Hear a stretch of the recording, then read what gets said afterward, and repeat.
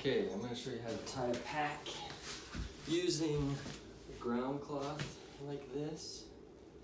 And the advantage of this is that you can have all of your pack be functional for something else. You can tie it to a frame, kind of similar to a frame like this. Or I'll show you a way to make a shoulder straps that are also something multi-purpose. So start out with a piece of pack string, tie a loop in it, and this pack string is about 2 arm lengths, 2 arm span. A little more than that, give yourself some extra. Okay, we're gonna take, it helps if you have either a jacket or maybe your sleeping bag or your wool blanket.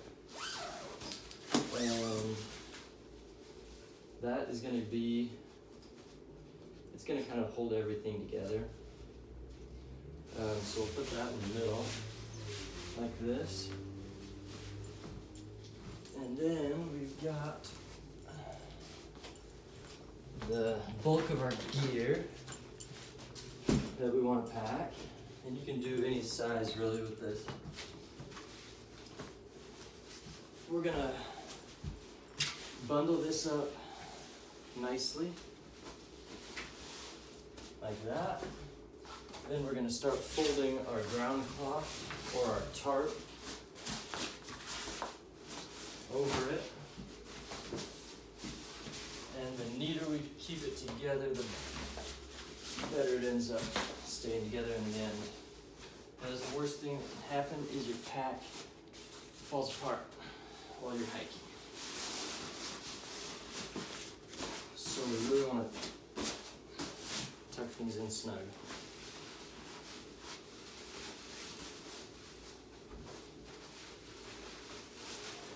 Fold that, and I'm going to keep all of my folded parts on this side because I want the other side to be smooth to go against my back. Alright, now I've got my pack string, so I'm going to go through that loop. So I've got something like this that can slide or be adjustable. And that is going to go over the top like that. So depending on how you want to do this, you can do a certain amount of ribs. Usually 3 ribs is good, and that's how many pieces go across. But it depends on the size of your pack. And that's where how you're going to decide where this first one is this is my top one. So depending on how many ribs is how far from the top I'll do it. I'm going to pull side to side until it really cinches that down and my knot ends up in the middle. Okay. And now, I've got my knot in my middle and I'm keeping this side kind of clean. Now I'm going to take this and go under, so I've got a loop on either side, okay? And that loop that I made by going under is going to go through my other loop, and I'm going to pull this tight. It's almost like an inline slip knot. And I'm going to adjust that. I don't want that too long. Okay? Now you'll notice that the length of our rope goes under this top piece. We're going to pull that back a little bit, and I don't know what this knot's called. Some people call it Anasazi knot. We're going to do a full turn and a full turn. We're going to put our slip knot through that, and then we're going to pull that tight. And we're going to really snug all that up, and the whole time we were keeping it taut so that this rib is tight. Okay? So now we have this knot, and this is not a slip knot anymore. It's just a loop. It's a functional loop for us. So now we're gonna start making our next rib. So the direction that this length is going, we're gonna go that way. And we're gonna go around the whole pack. And we're going to loop back through there. And then we're gonna do that same thing where we tighten it back and forth, pulling it that way, and back, and that way, and back, until it's good and tight. And then we're gonna go back the other way. And we're gonna keep tension on this the whole time so that it's real snug. We're gonna go under our string, keeping it tight, and we're gonna crank it down again. So as you go, that's just kind of how you decide how many ribs you want. This is what it's looking like on the other side.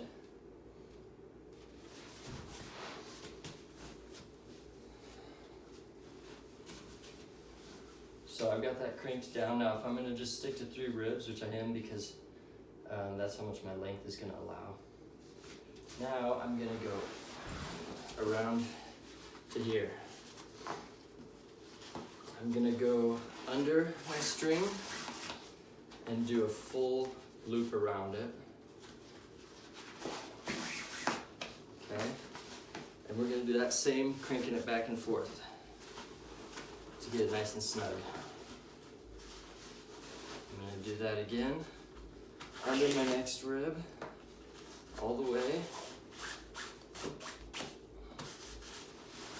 and crank it back and forth. And the last one.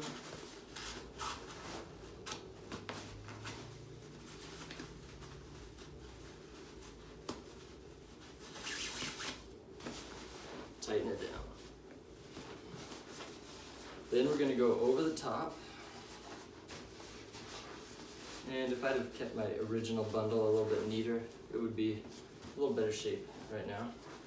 Okay, we've got our functional loop over here. That should not be a slip knot.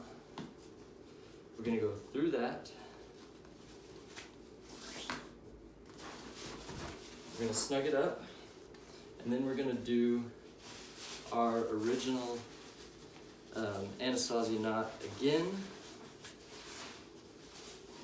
to finish it off. So it's flat so you can see it. So we're gonna go under, and that loop that we made by going under goes through the part that was already there. We're gonna snug that up. And remember, this is still a slip knot. And we can bring it up close to that functional loop from before. This loop, you could leave it as long as you want in order to hang stuff off, something like that. The first loop, if we were to make it really long, the loop real long, then we'd be tying this knot up here right now. And that might be, well, for me, that's annoying. All right, so we've got our slip knot in place. I'll give that one a little more length. And then we've got this piece, the length of it that was going underneath. And it just did that naturally when we tied the knot. I'm gonna pull some slack out of that. I'm gonna do one full turn. I'm gonna do another full turn. I'm gonna put my slip knot loop through that loop I just created.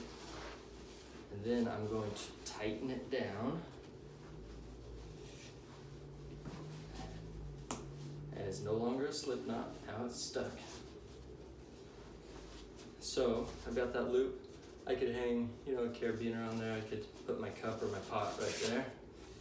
We've got a little bit of length right here. You can actually use that to secure things onto your pack too. Or you can just roll it up and tuck it into your ribs.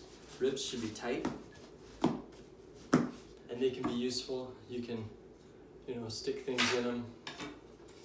Maybe you've got tools or utensils or a saw, and you can stick those in them. So let's do our strap. So I like to use the flat side. That side does look real nice. If you're going for presentation, you can put that on the outside. But I like to use that against my back. I'm gonna take, this is a desert scarf. This would work for one of the kids, but you'd probably need something a little bigger for an adult. We're gonna roll that up.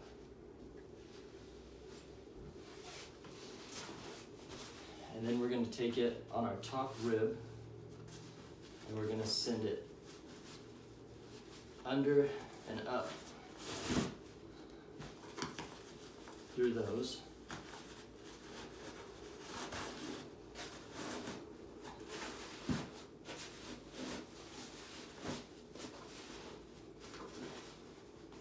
And if it's folded nice, then it gives it a little better surface against your back right there. Okay, and you've got about equal lengths on those. And then those are gonna come down to here. And those are gonna make your straps. So you can either tie these off right here, or if you're using a longer piece of fabric, maybe a bed sheet. Bed sheets work good. Or if you've got a burrito or a cowboy bag, using those, what you can do is you can leave that extra length, loop it down, and then that's gonna end up being your waist strap. Tie it with a bandana or something. But like this would be perfect for a kid's pack, or even a small adult pack, but it's pretty tight. So right there, you've got your straps, and everything here is functional for something else. You're not wasting any weight on a pack. So there you go. That's how to tie a ribbed pack out of only useful things. Thank you.